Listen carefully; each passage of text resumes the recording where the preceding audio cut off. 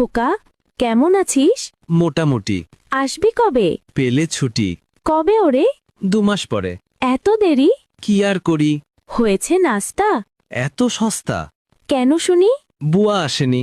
বলিস কি রে? খাবো দুপুরে। খাবার কেমন শুনি? ডালের হলুদ পানি।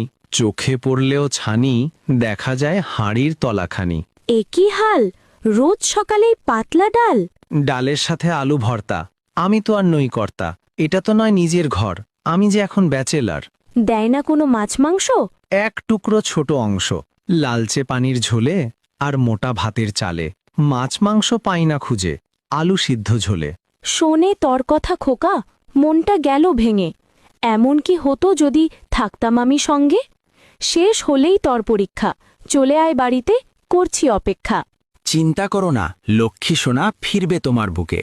ব্যাচেলের জীবন, বন্ধু কজন, আছি তবুও সুখে। মনকে বুঝাই, খাবার তো পাই, মেসে থাকি সস্তায়। কত লোক মরে অনাহারে না খেয়েই রাস্তায়। বন্ধু কজন, আমরা স্বজন, নই কোমরা পর। আমরা রাজা, আমরা প্রজা, আমরা ব্যাচেল।